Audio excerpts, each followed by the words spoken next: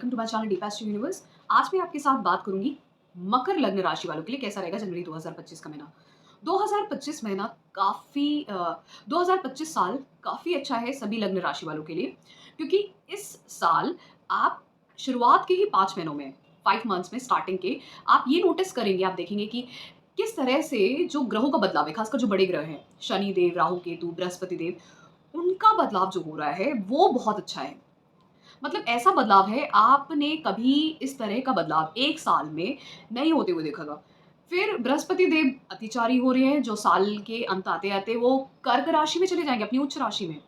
Speed अतिचारी का मतलब speed बहुत फास्ट है उनकी, कि कम मंथ्स में वो एक राशि क्रॉस कर गए, ठीक है? तो उनका प्रभाव जो है ना बहुत क्विकली मिलेगा। ऐसा रिलेटिवली हमेशा होता नहीं है एस्ट्रोनॉमिकली, पर क्योंकि ये हो रहा है तो इसका इफ़ेक्ट भी बहुत अच्छा है। तो 2025 जो साल है वो बहुत अच्छा है, उसको लाइटली मत लीजिए। कुछ भी आप चाहते हो अपनी जीवन में, जो डिज़ायर्स हैं, आपकी अभी तक फुलफ़िल नहीं हुई हैं, वो हो सकता है इस साल लोगों की फुलफ़िल हो जाएँ, जिसके लिए काफ़ी सालों से प्रयास कर रहे होंगे, वेट कर रहे होंगे। अब यहाँ पर जो चीज़ें हैं वो इसलिए अच्छी हैं जनवरी माह में। अब बात करते हैं पहले आपके लग्न के स्वामी से, मकर वालों के लिए। आपके जो लग्न के स्वामी हैं वो शनिदेव हैं, वो इस समय दूसरे भाव में हैं, अपनी मूल त्रिकोण राशि में। किसके साथ है? शुक्रदेव के साथ रहेंगे इस माह 28 जनवरी तक।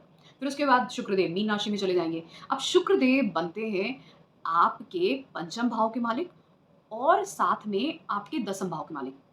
दूसरे भाव में रहेंगे। क्या संकेत दे रहे हैं लग्न के और दूसरे भाव के स्वामी के साथ? कि कहीं न कहीं आपके कार्य क्षेत्र में कुछ बदलाव हो रहा है।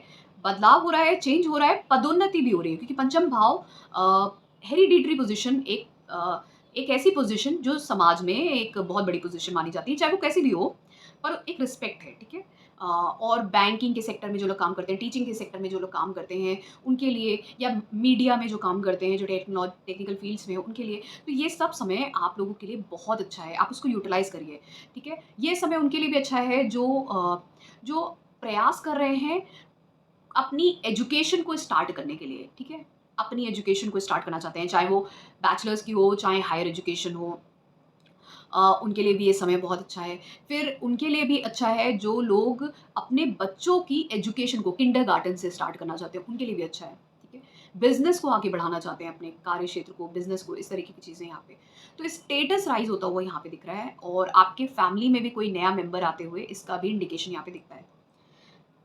फिर उसके बाद बात करते हैं हाँ, मंगल देव की। अब मंगल देव यहाँ पर आपके सप्तम भाव के मालिक, सप्तम भाव में रहेंगे, लेकिन मालिक हैं वो चौथे भाव के और साथ में आपके 11वें भाव के, और वो सप्तम भाव में रहेंगे। नीच की राशि जो उनकी है, कर्क राशि वहाँ पे, और वो वक्री रहेंगे। तो प्रभाव उनका उच्च जैसा रहेगा। 70% एट लीस्ट वो एक्सॉल्टेड मतलब उच्च के मंगल के जैसा प्रभाव देंगे, और उनकी वहाँ से दृष्टि भी एक दसम भाव में रहेगी, एक लग्न में रहेगी जहाँ पे वो उच्च के होते हैं मकर राशि में, और एक अष्टम दृष्टि जो होगी उनकी वो दूसरे भाव पे रहेगी। तो चौथी दृष्टि सप्तम और अष्टम दृष्टि रहेगी। तो यहाँ पे सप्तम भाव में जब तक कि मंगल देव रहेंगे, तो 21 जनवरी तक उनका प्रभाव अच्छा होगा। क्यों? क्योंकि वो नीच की राशि में वक्री रहेंगे, तो उच्च जैसा प्रभाव देंगे।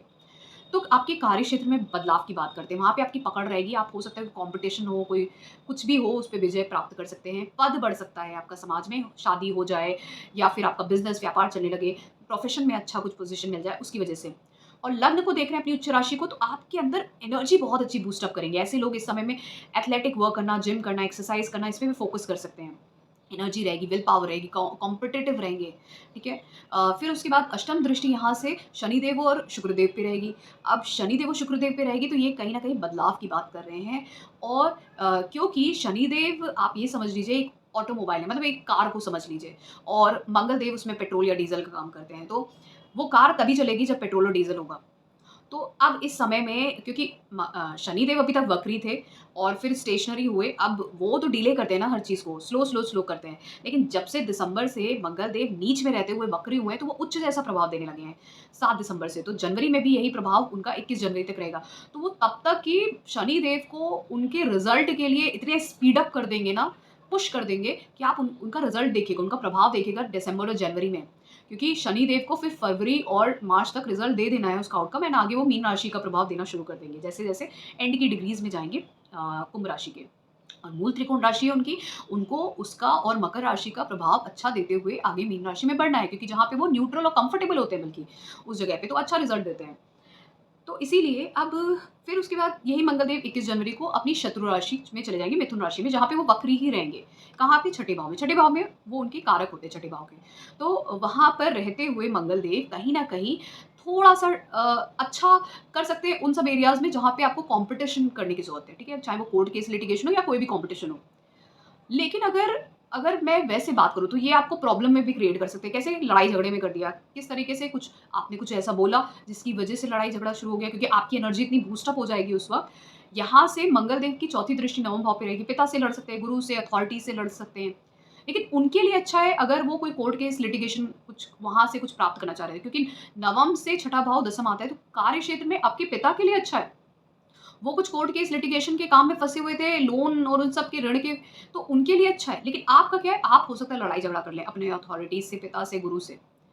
फिर आपकी एक दृष्टि 12वें भाव पे रहेगी, तो ये एक्सीडेंट और हेल्थ इश्यूज़, सर्जरी और इस सब का भी योग बनाते हैं। अब क्योंकि यहाँ से इनकी चौथी दृष्टि केतु देव पे भी रहेगी, तो इसलिए आपको ज़्यादा ध्यान देने की ज़रूरत है। ठीक है? तो इसीलिए थोड़ा, क्योंकि केतु देव कहाँ पे हैं? अभी नवम भाव में हैं, तो कहीं न कहीं आपको अपने पिता से, गुरु से, आपके जो रूट्स हैं, उनसे दूर कर रहे हैं। आपके जो धार्मिक क्रियाकलाप हैं आपके जीवन के, जहाँ से आप जिस क्लैन को, जिस फैमिली को, लीनिएज को बिलॉन्ग करते हैं, वहाँ से थोड़ा-सा हटा हुआ है मन। तो वो कहीं न कहीं अभी जब मंगल और केतु का संयोग बनेगा, खासकर 21 जनवरी से, तो यहाँ पे आपकी सर्जरी और कट और इंजरी, एक्सीडेंट का योग बनता है। सभी लग्न राशि वालों के लिए मैं बोल रही हूँ, 21 जनवरी से वो योग बन रहा है। तो क्योंकि ये यहाँ से बनेगा, आपको ज़्यादा ध्यान देना है। अब यहीं से एक दृष्टि ऑलरेडी 21 जनवरी से 12वें भाव पे जाएगी, तो हॉस्पिटल के खर्चे, ट्रैवल, हेल्थ इश्यूज़, ख इस तरीके के इंडिकेशन दिखते हैं।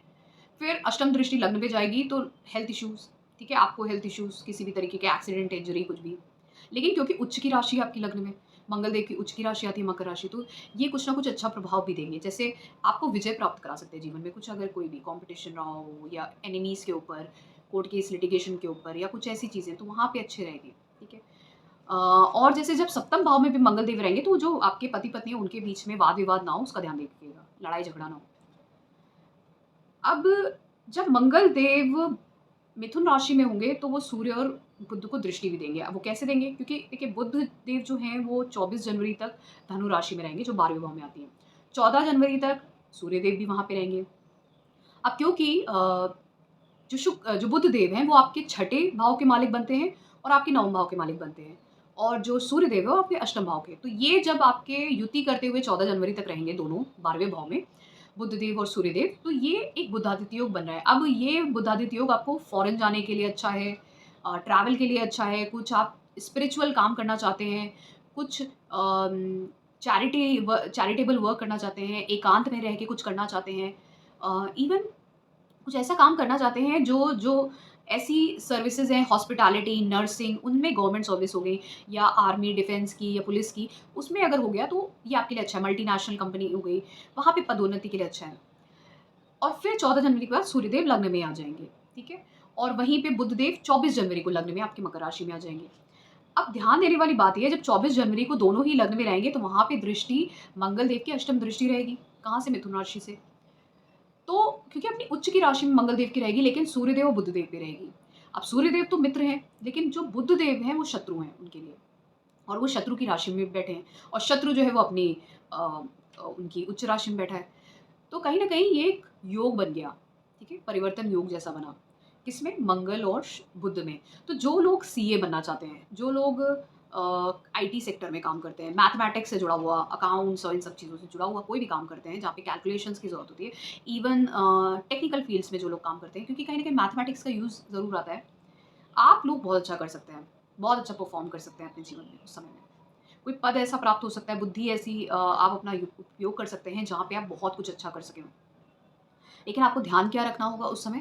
ध्यान ये रखना होगा, क्योंकि छठे भाव के मालिक हैं और साथ में आपके नवम भाव के मालिक हैं बुधदेव, तो बहुत ज़्यादा दिखाते हैं कि आपकी हेल्थ खराब हो रही है, एक्सीडेंट और इंजरी का योग बन रहा है। तो आपको खासकर 21 जनवरी के बाद से ध्यान देने की ज़रूरत है अपनी हेल्थ पे। फिर उसके अलावा भी मैं अगर बात करूँ बाकी ग्रहों की, तो बृहस्पति देव अभी आपके पंचम भाव में हैं। वक्री हैं, तो चेष्टा बल है उनको। तो यहाँ पे पंचम भाव में रहते हुए वो 11वें भाव को, नवम भाव को, पहले भाव को देख रहे हैं। तो कहीं न कहीं बहुत अच्छा आपके जीवन में पॉज़िटिव चेंज है। कुछ आप इस वक़्त अपने आप को एजुकेट कर रहे होगे, अपनी नॉलेज को बढ़ा रहे होगे, ज्ञान को बढ़ा रहे होगे। चाहे बैचलर्स एजुकेशन जॉइन करके या कोई सर्टिफ़िकेट लेके, मास्टर्स, पीएचडी करके। आपकी जो इच्छाएँ हैं वो भी इस समय में पूर्ण हो सकती हैं। इच्छा थी आपकी कि आप चाइल्ड बर्थ के लिए सोच रहे थे, इच्छा थी कि अपने जीवन में अपने गेन्स को, धन को बढ़ाने के लिए कुछ करना चाह रहे थे, या आपके कुछ एम्बिशंस थे जिनको पूरा करना चाह रहे थे। क्रिएटिव एम्बिशंस वो भी कर सकते हैं इस समय में। तो ये सब चीज़ें बहुत अच्छी हैं इस समय में। इसी तरीके से मैंने राहु-केतु की बात की, तो राहु देव तीसरे भाव में, केतु देव नवम भाव में है। राहु देव तीसरे भाव में जब रहते हैं तो कहीं न कहीं ये आपके लिए एक ऐसा योग है कि आप जीवन में कुछ नया शुरू कर सकते हैं, और राहु देव मदद भी करते हैं। राहु देव जितने भी उपजय भाव हैं उसमें बहुत अच्छा करते हैं। आपको मदद करते हैं कि आप अपनी जीवन की जो कठिनाइयाँ आ रही हैं, उनसे लड़ते हुए अपने आप को डेवलप करते हुए, अपने स्किल को, अपने आप को आगे बढ़ो, ठीक है? तो यहाँ पर वो एक आपको दृढ़ शक्ति देते हैं, और वो कुछ नया शुरू करवा के भी यहाँ से जब वो कुंभ राशि में जाएँगे, तो उससे पहले कुछ न कुछ नया शुरुआत करवा के फिर दूसरे भाव में धन के रास्ते बनाएँगे आपके लिए। धन बढ़ेगा फिर उसके बाद अचानक से। तो ये सारे संकेत दिख रहे हैं इस समय में। अब इसको संक्षेप में समझते हैं, health wealth marriage relationship career को लेके। हेल्थ की बात करते हैं। हेल्थ के लिए मैंने आपको बोला, हेल्थ के लिए समय अच्छा नहीं है, आपको हेल्थ पे ध्यान देना होगा। चाहे वो छठे भाव के मालिक लग्न में जाएँ, चाहे अष्टम भाव के मालिक लग्न में जाएँ, चाहे मंगल देव आपके छठे भाव में बैठे हों 21 जनवरी से, और केतु देव को देख रहे हो तो सर्जरी, कट, इंजरी की बात कर रहे हो, तो ये चीज़ें आपको ध्यान देना ज़रूरी है, हेल्थ को लेके। वेल्थ की बात करें, वेल्थ के लिए बहुत अच्छा समय है ये आपके लिए। वेल्थ के लिए बहुत अच्छा समय है। दूसरा भाव देखें, तीसरा भाव देखें, सब वेल्थ की बात कर रहे हैं, छठा भाव देखें। फिर उसके अलावा भी अगर आपका 10वाँ और 11वाँ भाव भी देखें, तो यहाँ पर बहुत ज़्यादा एक्टिव हैं। तो धन के योग आपके बन रहे हैं इस समय में। चाहे आप धन को संचित करें, मतलब किसी भी फ़ॉर्म में, चाहे एफडी, म्यूचुअल फंड, इंश्योरेंस, इस तरह के अचानक से धन मिलने के भी योग बनते हैं इस माह में आपके। अचानक से डिफ़िकल्टीज़ भी आना और अचानक से कुछ पद प्राप्ति भी हो जाना, धन मिल जाना, ठीक है? इस तरीके के योग। लॉटरी जैसी लग गई। आपने इन्वेस्ट तो सपोज़ करिए 5,000 ही किया था, पर आपको अचानक से 20,000 मिल गया, इस तरीके से। फिर उसके बाद बात करते हैं आपके मैरिज और रिलेशनशिप के लिए। मैरिज के लिए अगर आप मैरिड हैं, तो 21 जनवरी तक आपको ध्यान देने की ज़रूरत है, क्योंकि मैरिड लाइफ़ में आपके थोड़े से क्लैशेज़ हो सकते हैं, दोनों के बीच में लड़ाई-झगड़ा हो सकता है। मंगल देव सप्तम भाव में रहेंगे। जिन लोगों की मैरिज नहीं हुई है, उनके लिए काफ़ी अच्छा योग यहाँ पे बनता हुआ दिखता है। क्योंकि बृहस्पति देव पंचम भाव में है और 11वें भाव को वो एक्टिव कर रहे हैं, लग्न को एक्टिव कर रहे हैं, नवम भाव को एक्टिव कर रहे हैं। दूसरे भाव में शनिदेव और शुक्रदेव रहेंगे। तो शादी के लिए सिर्फ सप्तम भाव ही नहीं होता है, नवम, 11वां, दूसरा, पंचम भी होते हैं, और चाइल्ड बर्थ के भी योग बना रहे हैं यहाँ पे, ठीक है? फिर उसके साथ-साथ अगर मैं लव रिलेशनशिप की बात करूँ, तो लव भी यहाँ पे दिखता है, लव रिलेशनशिप बनता हुआ और बढ़ता हुआ। फिर उसके करियर की बात करते हैं। कार्य क्षेत्र में जो लोग फैमिली बिज़नेस करना चाहते हैं या बिज़नेस करना चाहते हैं, उनके लिए अच्छा समय है। और जो लोग खासकर ऐसे कामों में जो बैंकिंग, फाइनेंस से जुड़े हुए हैं, food, banking, finance, hotel, restaurant, hospitality, nursing, police, उनके लिए बहुत अच्छा समय है, ठीक है? तो जैसा मैंने इंडिकेट किया उनके लिए, और इवन सीए के लिए, क्योंकि जो भी फाइनेंस, पैसे का जो भी लेन-देन, चाहे वो फाइनेंस हो, बैंकिंग हो, मैथमेटिक्स का जहाँ पे भी इन्वॉल्वमेंट होता है, इवन आईटी वाले, आईटी सॉफ्टवेयर वाले, ठीक है? बाकी के लिए मैंने नहीं बोला है, थोड़ा वो है, बट सिचुएशन जो बन रही है, उनके लिए बहुत अच्छी बन रही है।